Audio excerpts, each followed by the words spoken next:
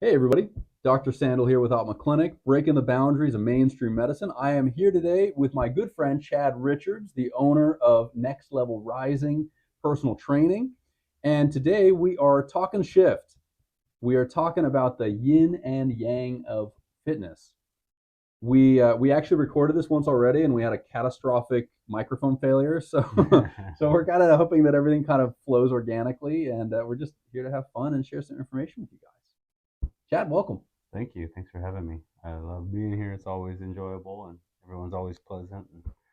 And I love when Indra talks to me. The Scottish voice is just it's always rocking. Yeah, if anybody hasn't been here in person, our office manager has an awesome Scottish accent. We're not going to turn him into the mascot. Sorry, Andrea, but yeah. so so we don't necessarily need to recreate what we talked about last time. Last time we had this awesome conversation that was really far ranging about all these different topics around how do we maximize physical fitness. And one of the things that you taught me early on, and Chad is my personal trainer. So everything in fitness that I have, I owe to this guy. But one of the things you taught me early on is that it's not just about how hard that you can work. It's not just about having the willpower to push yourself harder.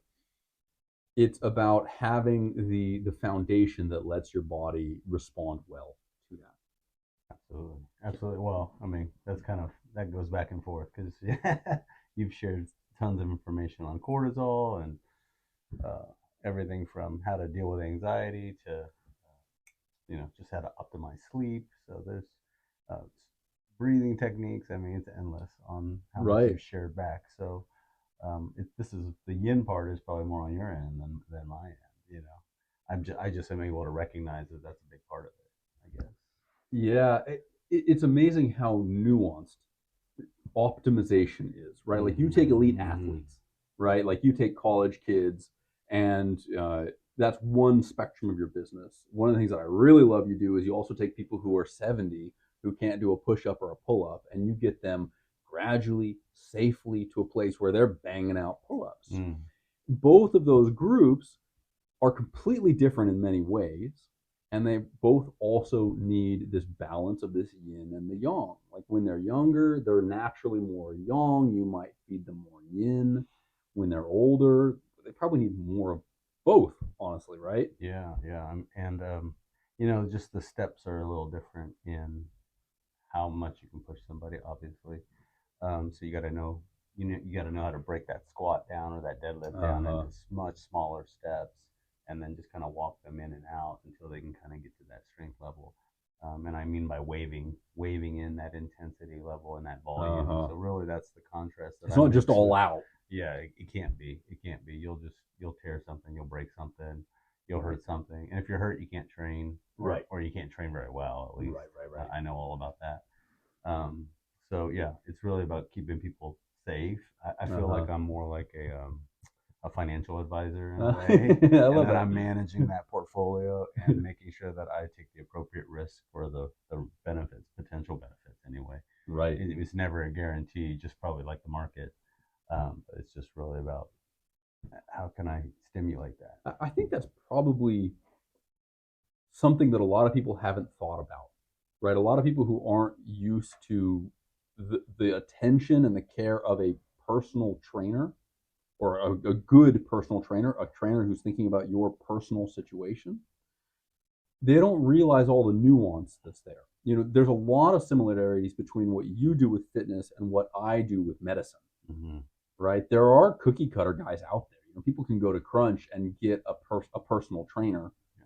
There might right? be some really good ones there too, by the Right, way. yeah, I mean, not to hate on them, right? But like but But like in general, what you are doing that is unique is you are customizing this to a person. You're looking at what makes them unique and how do you get them from point A to point B mm, with their hardware. absolutely, yeah. When they first come in, we do an assessment, and that assessment is more about how does your day look. When you wake Uh, up, do you uh-huh. feel rested? Do you bonk? How Uh-huh. often do you eat? and then when you go to sleep, you fall asleep fast, and then how well do you sleep? Right. So I mean, those are kind of the beginning of the formula on how much can I push this person, Uh-huh. how do they deal with stress, and at Uh-huh. least in their opinion, and Uh-huh. then you Interesting get point. yeah, and then you get to keep pushing that and seeing how they really deal with stress. Yeah. But yeah, I Mm. mean, and that's something you've helped me with is dealing with the mental stress Mm-hmm. of Mm-hmm. having a bigger business in the past. I didn't realize I was standing in a sea of red, of what I would Right. consider red. Right, I was gritting my teeth all the time and dealing with a lot of stress and not handling it very well. Yeah, there Yeah. I think most people who are business owners or professionals, they get acclimated to that level of stress. Mm-hmm. And this whole conversation is a big shift, I think, from how we usually think about physical fitness, right? Because people are thinking, oh, I go to the gym and I pound weights as hard as I can convince myself to. Mm-hmm. And then they're maybe thinking, I go back in tomorrow, or if they're a little more sophisticated, they think, well, I take a rest day to make sure I recover, and then I go back in the next day. Mm-hmm.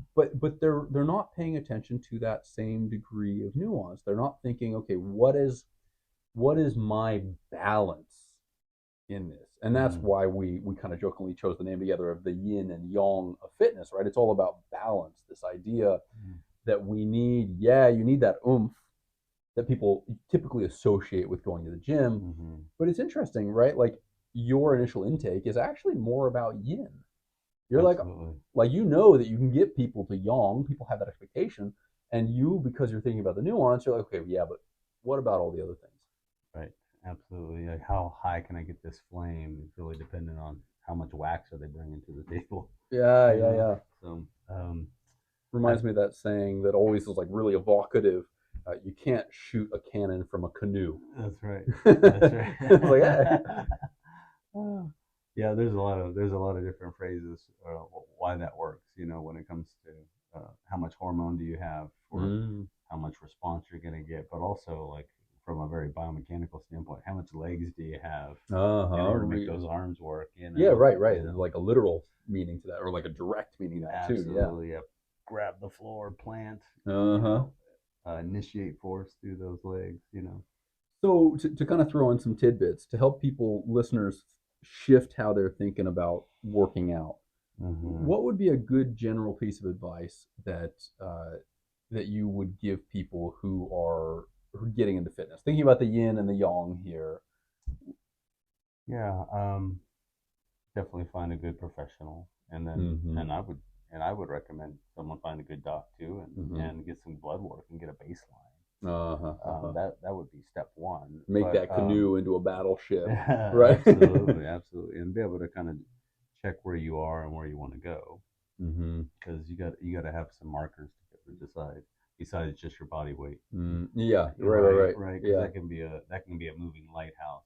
A lot I see a lot that happen a lot too, where someone's just basing everything on their body weight, but well, you Mm, might be doing the right things and gaining lean muscle mass, which ultimately means you're gaining weight, right. Right. and then they freak and then stop doing the things that were actually working for Yeah, them, right, right. right? Yeah, yeah. That's Yeah. something that I think there's a lot of misunderstanding about commonly, right? People chase the numbers on the scale Mm-hmm. rather than their strength at the gym. Absolutely. I find myself giving my patients the advice often.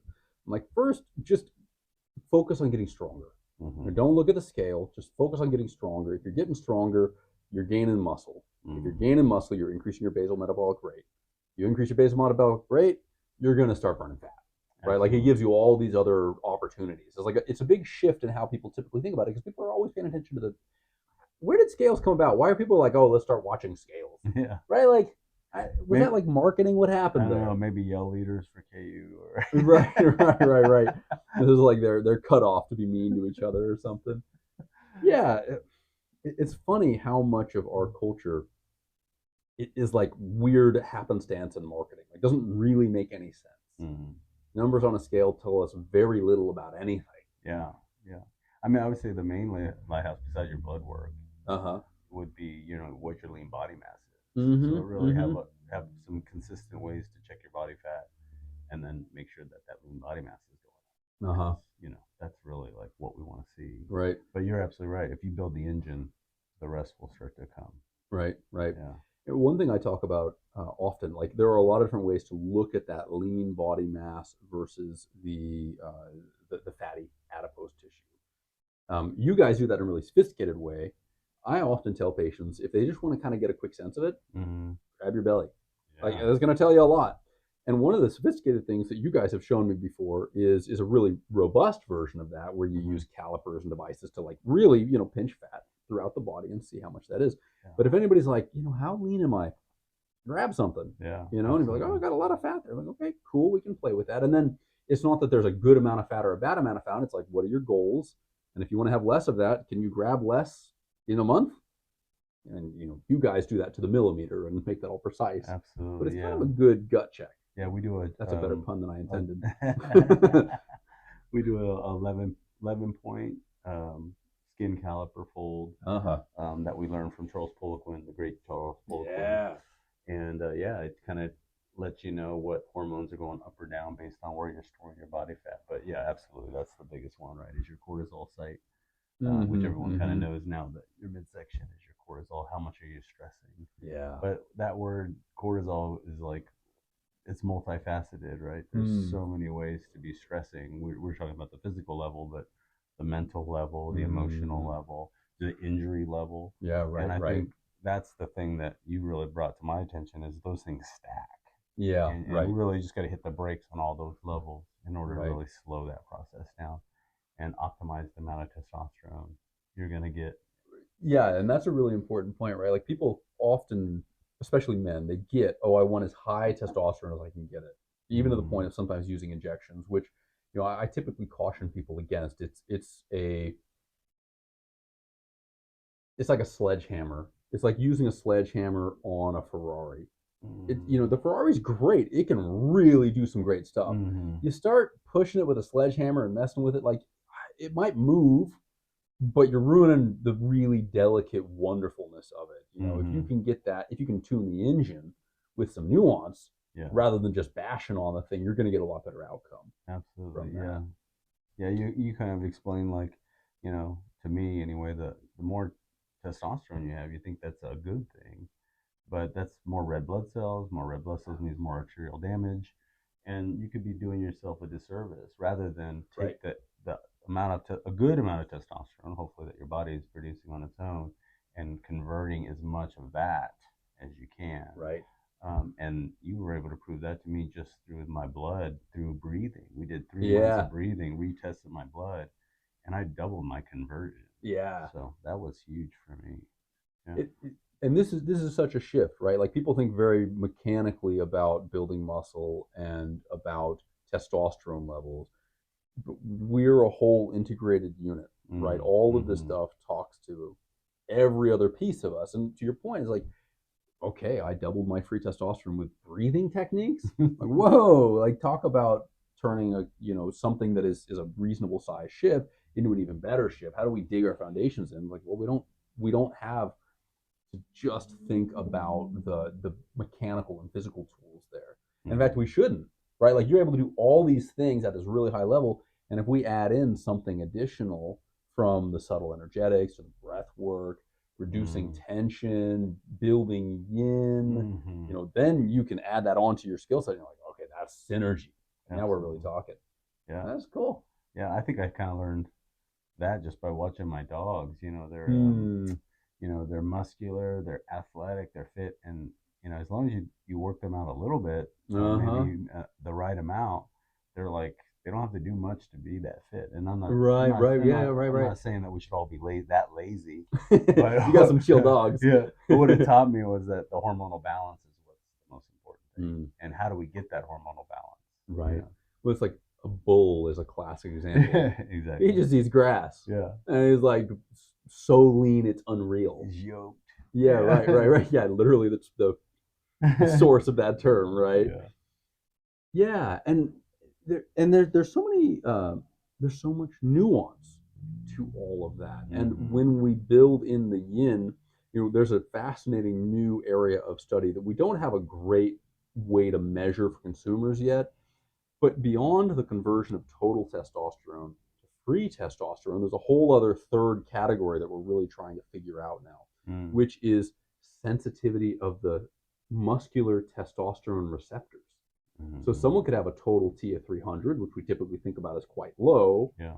but if they have a lot of sensitivity to that, they could be huge. Like, and Ah, you had brought to my okay. attention once Yeah. that a lot of times elite athletes have low testosterone Mm-hmm. because they're under a lot of stress, they're competing. But a lot of times, the way that balances out is that their cells, especially in their muscles, are really sensitive to the T they have. Mm. Oh. Which is like, well, we're still so young in our science. I love your point about going back to looking at nature and looking at how, what functions in nature. We can learn so much of that. Yeah, absolutely. There's so much, dare I say, dogma in the way that people think about science, right? People are like, oh, like we get it. Like, we're still very novice. Our understanding of reality and the human body is evolving rapidly still, Mm-hmm. right? And it's like, oh yeah, right, crap. Like the testosterone has to tell the muscle what to do. So of course, there's a receptor that it can have modified sensitivity. Is like so obvious once we put it out there, but Mm-hmm. people haven't thought about that for like we're just getting into that. Yeah. There's constantly innovations.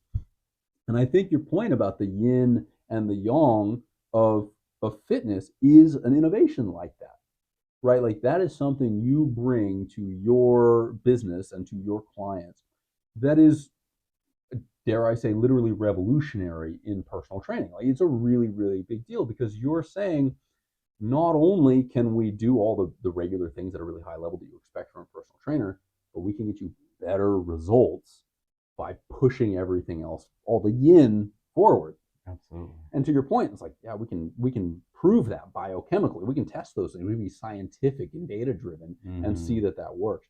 So it's a whole new frontier. Yeah. Like I think Poliquin would be very proud, right? If anybody doesn't know Charles Poliquin, look him up. Like he's one of these OGs of fitness. The guy was pushing the boundaries, and a lot of stuff that he said back in the day, people were like, "Oh, this is nuts." Yeah. And like nowadays, we're like, "Oh, that guy knew like 30 years early." Yeah. I mean, I think he's kind of like Bruce in the martial arts in that his teachings and what he brought to the fitness community, consciousness wise, is really where everyone is nowadays. Right. Whether they They all know it caught or up not, yeah, eventually. yeah, whether they know it or not, they go, "Oh, I don't know who Charles Poliquin is," but then you hear him talk, and they're preaching what he was kind of creating as innovation, Yeah. 20 years ago. So Yeah. so I'm lucky to just been able to read his stuff back in the 90s. Yeah. I think that's the interesting thing about nowadays is there's so much information coming at you.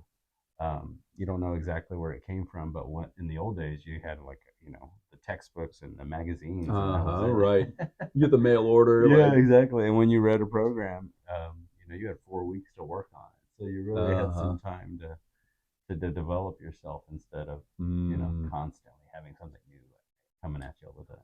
What's your take on the TikTok and Instagram fitness culture nowadays? Right, like going to the other edge of that. Right, like Yeah. 4 weeks, I get a new magazine with a new protocol, and this is like every 30 seconds you can get exposed to a new protocol. I think on the level of how we think, that's great. Like, because we do think so fast. Some acceleration. Yeah, and we're able to take a lot of information, and however, the evolutionary body doesn't change that fast. So, in other words, you should stay with a program for 3 to 4 weeks, 6 weeks, maybe 6 to 8 weeks. Is honestly what Charles would say.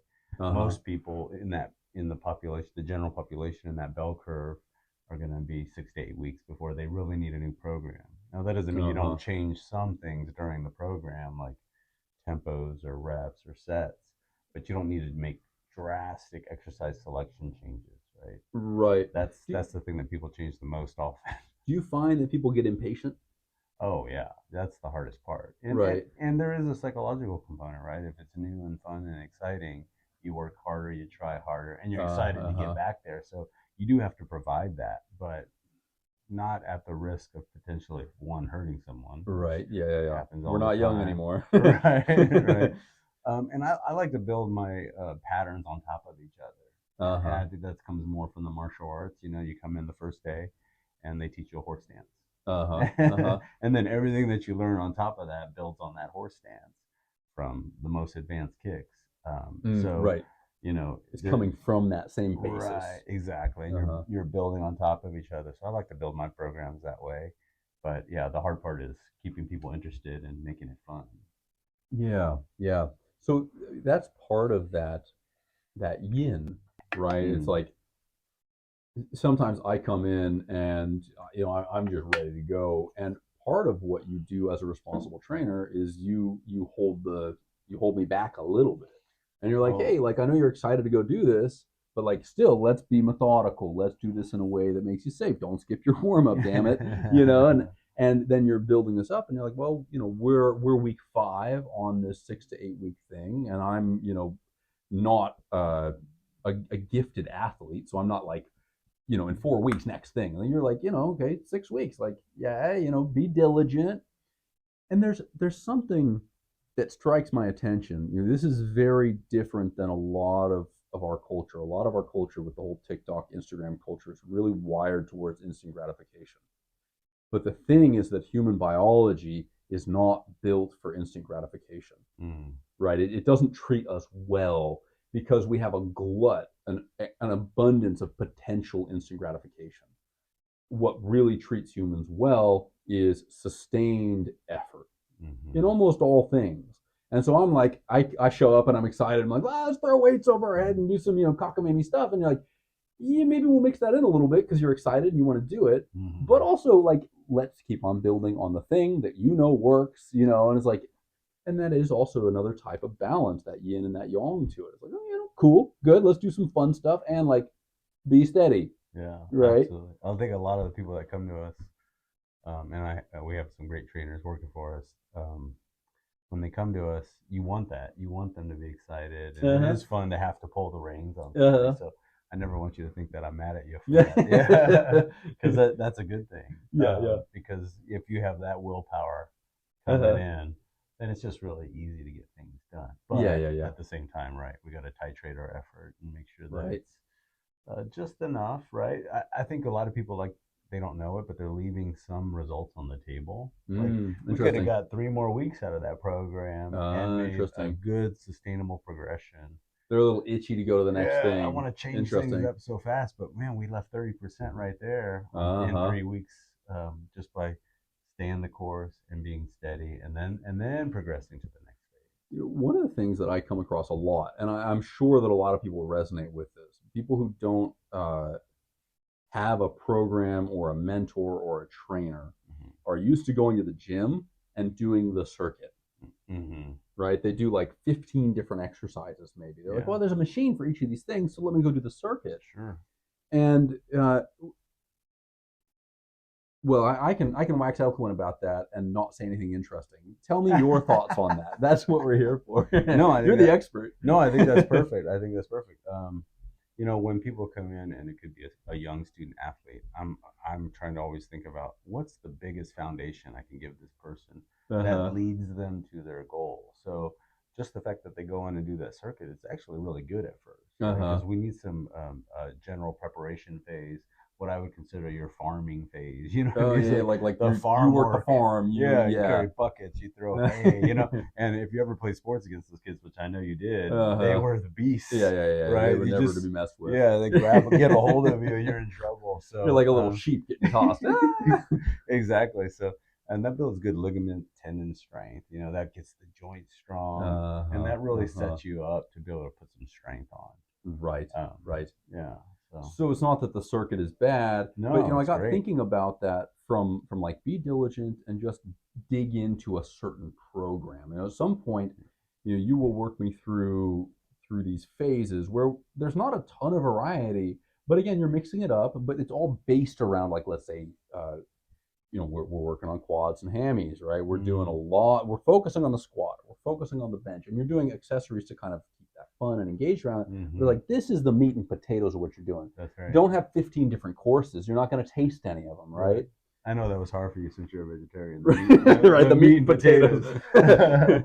I'm like, What's yay! the meat and potatoes of the vegetable world? The broccoli and That's the tofu steak, or the I like paneer, that Indian cheese curd. okay. That's my yeah. Feel free to interject that. But yeah, like I think people even before TikTok and Instagram, right, they have that tendency towards trying to find good information and getting overwhelmed with stuff. Mm-hmm. And so they go and they do the circuit and they don't like get into a routine. Mm-hmm. Like even if they're doing the circuit, which is like great ligament, tendon, all sorts of good stuff, they're kind of lackadaisical about it, right? They don't feel confident that they have a program that helps their health. That's what a good customized, personalized service in fitness or medicine does. It's like there's all this information. Oh, should I take this supplement? Oh, should I do this thing? How should I eat? How should I work out? Okay, well, let's look at you as an individual. We're going to have a conversation. We're going to hone that to the thing that best serves you. Mm-hmm. I think people underestimate the value of having someone who looks at you personally. Like our culture, again, you think we have access to all this extra information, but nobody's looking at you and the degree of improvement and like efficiency you get from paying a personal trainer or paying a personal physician to look at the situation. Yeah. Like obviously I'm biased, right? But like really, it's hard to understate, even if you go for a short period, but like, how do I think like that? Mm-hmm. Is huge. And like one of the reasons we're doing these YouTube videos is because this is a way for people for free to kind of get that sense of like, okay, there's another layer, there's a deeper layer. Let me shift the way I'm thinking about this from just absorbing a bunch of information and go to really high quality information sources and listen carefully to a narrow thing. Let me order that Charles Poliquin magazine once a month. That's my thing, right? Yeah, absolutely. Yeah, I mean, I think besides your channel, I would say look at um, Andrew Huberman is a great resource for that, to really kind of get what's that next level. And then same thing with Charles. I mean, he was talking about stuff that I've only found that you're the one doing it. The Myers cocktails, and he was doing that 15, 20 years ago, and I could just never find a doc that would do any of that stuff. Unless you're on a national team somewhere. Yeah, right. So yeah, that's really what it's about, is finding the right experts and then following along. And to be fair, it is overwhelming. Yeah, I mean, it's overwhelming right, for right. me. So I use you to help kind of narrow me into Tons of info out there. Yeah, what test should I even do on myself? I don't know. I didn't know about free testosterone as much as the way you broke it down to me. And it's not even the same for every elite athlete. Yeah. People have different needs. And it's the same thing. And, a very health conscious person comes to you. They're not all one size fits all either. They may have many things going right. And everyone's got unique vulnerabilities. It's like, okay, let's kind of do the high yield things. That's something I'm fond of. Like, how do we do the most with the least?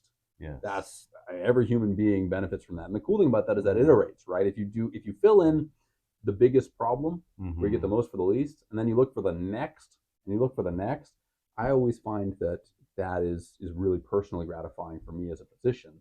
People just get great results. Like, oh, that was easy, and I feel great. Yeah, cool. Well, and I think that's what we try to achieve with our workouts.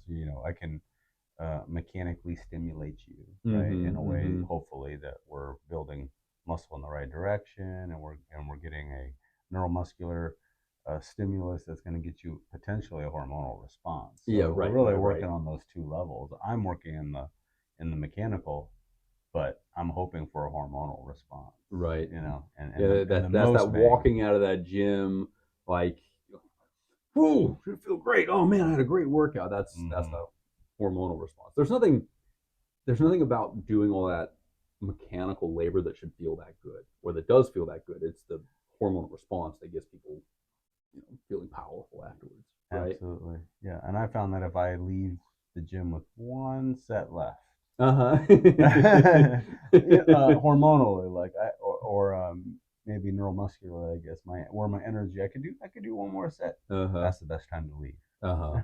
It's kind of like not staying at the bar past 12. Right. It's like if nothing just good happens after that. Like, if I just go now, I've got a good buzz and we're good. So it's kind of the same thing. Leave before you feel absolutely drained. Now, once in a while, it's okay to take yourself to that. But hopefully you got a weekend coming. And especially if you've got that yin in the reserve. Yes. You got a great night's sleep. You ate great. Stress is low. Yes. You were able to do some deep breathing or meditation or whatever your bliss is. You're like, man, I'm driving a battleship today. Absolutely. Great. Let's fire all the cannons. Let's unload. And sometimes I come in, and I'm like, I'm kayaking today. Like that's all I got, man. Right. And you're like, okay, let's find something that makes sense for that. Yeah, plenty to do. Yeah, and we have a little scale, just probably like you have here. Mm-hmm. Just kind of figure out where you're at, and then I Mm-hmm. want to They're kind like of 1 to 10. yeah, Like, 1 to 10. where's your Yeah, energy? yeah. How 10, pumped are you? I'm ready to compete, or 1, I'm Mm-hmm. barely here, Mm-hmm. and we want to find out where you're at. And I commend you for coming in, even when you're not, past a 4. You're Right. still coming in, and we can find something to do. And then sometimes you take the lead, and we'll do some breathing. Well, and almost always I feel a lot better after coming in like Right. that too. Right.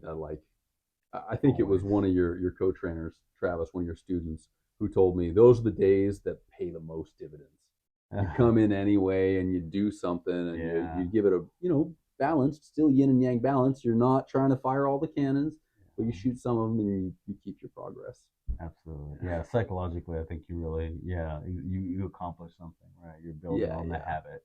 Well, and also like Andrew Huberman talks about this. I was listening to you talk about this a little while ago, where he was talking about immune system stimulants, and literally getting the lymph flowing and getting the blood flowing and getting that stimulus is good for the immune system. Like it is actually important to not fall over when you're sick and you can avoid it. Like move a bit to get that going.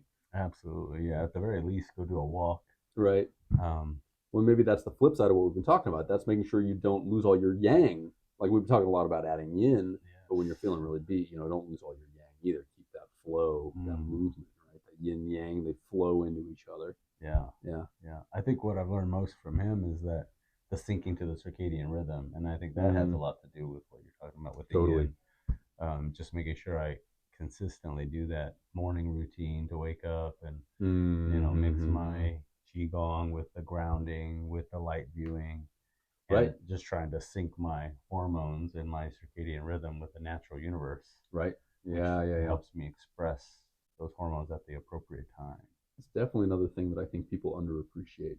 We have the gift of artificial light and the curse of artificial light. Yeah. And again, looking at the dogs or the bull, how do they get looking to nature and natural functions for optimal way to live our life is rarely goes wrong. There's a lot to learn from those things.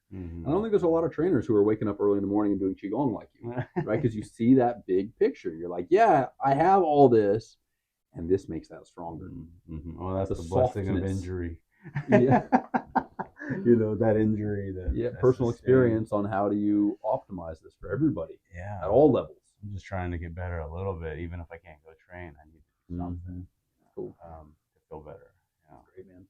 Well, good. Okay, so let's maybe send our viewers off with some hot tips, some things they can kind of take away from this. Okay. What comes to mind? What's maybe a couple of things you would just give to people? Like, think about this when you're thinking about fitness. Instead of thinking about it this way, shift your thinking. Think about it this way. Yeah. I was talking to any new client, or what I always think about is if they were like a family member, what would I tell them? The number one thing I would say is dedicate 2 hours on the weekend to grocery shopping and food prep. Interesting. Not what people would expect. Right. Because if you could literally think of that as your third workout or your fourth workout a week, taking that hour to go to the right places for groceries. Select the right groceries. Make it easy to have success with your diet. Yes, and do that prep work ahead of time, and set your kind of your grab and go type scenario in the fridge. Right. That makes sense. That's gonna be when I see that someone's doing that, I'm like, oh, they're gonna make it. Cool. Okay. So, awesome. Great advice. Because the stimulus, we're gonna constantly change the stimulus, right? We're gonna go heavy. We're gonna do power. We're gonna do more reps, whatever it is. However, we're waving in that stimulus for intensity or volume, right? We're playing with that formula all the time. What has to stay consistent is the nutrition and the rest. And so, I don't know, which are both yin things in one sense, right? Like absolutely. that's how you reform the muscle after breaking it down in the gym, so it becomes back bigger. That's right. Exactly. Yeah. So I mean, I think having a little understanding of what type of reps and what types of sets and what type of exercise you're doing is important. But getting on top of your nutrition, getting on top of your rest, getting on top of your circadian rhythm, and if you're a shift worker, that's even harder for you, Yeah, right? that's a challenge on human health, man. Yeah, so you got to figure out a way to reset and recalibrate. Yeah, awesome. Yeah. Well, Chad Richards, everybody, Next Level Rising. Thank you very much for joining me. Thank you, and Doc. let's do it again sometime soon. Okay.